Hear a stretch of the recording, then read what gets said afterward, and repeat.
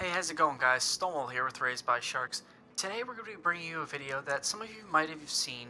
It's a build that will help you grind. So I don't mean helping you grind in terms of it's like elite damage or survivability for like Tempered Devil Joe or anything like that.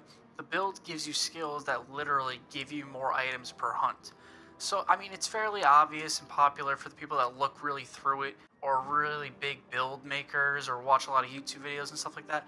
But I figured for anybody that still hasn't seen it or has forgotten about it, I'm going to reiterate how good this build is.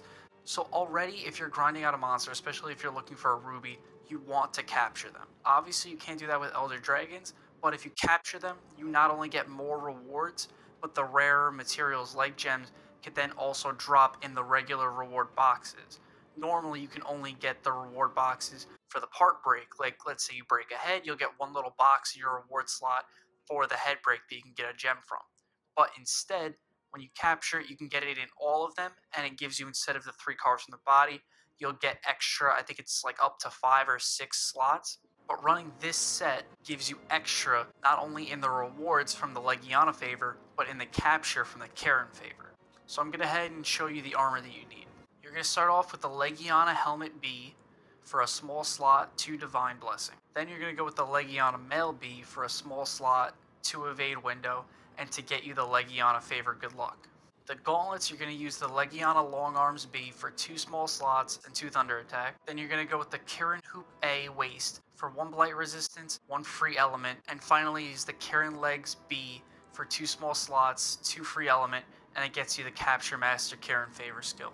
The charm, you're going to use the Attack Charm 3, and you definitely want to use the Bandit Mantle because you're going to be using this set when you're trying to grind out repetitive quests, like if you're grinding out jewels in the Triple Threat Throwdown. And this build is ideal for a couple of specific weapons that all happen to work well with the Bandit Mantle. As for the weapon, the Dazzling Flash 3, which is the Tsitsiyaku longsword, happens to be the best for this build because the only real efficient way to get this build to work is with using free element. And you know what, honestly, this longsword with the free element, and if you spec for a little bit of thunder and a little bit of attack stuff, it's not going to be a top tier damage build, but it is still fairly strong and it's got some decent stuff in there.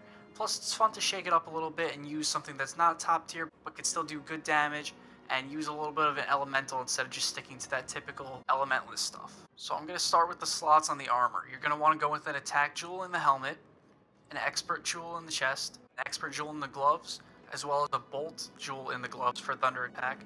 And then in the legs, these 2 are flex spots. I personally went with the defense and a grinder jewel to round out the build a little bit, but you could also put another attack or expert jewel if you have them. As for the weapon, it's going to vary based on the weapon that you pick. Really, you're going to want to just go with a weapon that has an unawoken element to get the most out of the build, otherwise you're wasting 3 of the free element skills. You would obviously also want to go with one that has an unawoken thunder element, so that way you don't waste the thunder skills that you get naturally in the set. Like I said, the most efficient one at doing this, and probably the best one that you could get for this specific thing, was the Dazzling Flash 3, which also has a large slot that I put in a jumping jewel for evasion distance. The final skills you're going to get from this are Capture Master, which gives you a high chance of increased capture rewards, Good Luck, which gives you a good chance of increased quest rewards, Attack Boost 4, Thunder Attack 3, Free Element 3, Critical Eye 2, Evade Window 2, Divine Blessing 2, Defense 1, Blight Resistance 1, Evade Extender 1, and Speed Sharpening 1. Honestly, I'm not going to lie, I expected very little from this set. I was using it just to grind out materials from low-level monsters and stuff like that, but honestly, it surprised me with how good it is. It's fairly fun, deals solid damage, gives you good mobility, good resistances and stuff like that.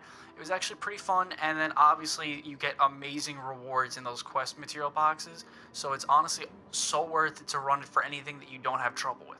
Obviously, if you're going and running a Tempered Devil Joe, you wouldn't want to run this, but let's say you were hunting a blue Rathalos that wasn't even tempered, and you needed like a Rathalos Ruby on top of some random blue Rathalos materials, slap this build on, go hunt it, you'll get way more materials, and then later down the road you won't need to go hunt that blue Rathalos because you'll have those extra materials in your box. You guys can tell from looking at this, you're smart people.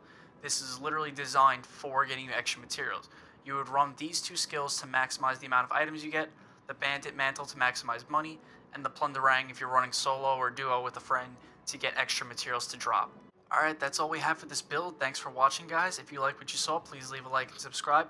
Please do not put in the comments that you've seen this build before. I'm sure you have. It's a very popular idea. I didn't create it. I'm just letting you guys know that this is still a thing, or maybe for some people that haven't seen it yet. It's always good for grinding out materials, and not everybody has seen these things. Not everybody trolls around through Reddit and stuff like that. So this is mostly just for those beginners that are just getting to the end game now and using the event and trying to get the most out of the event while it's here. Thanks for watching, guys. We'll see you next time.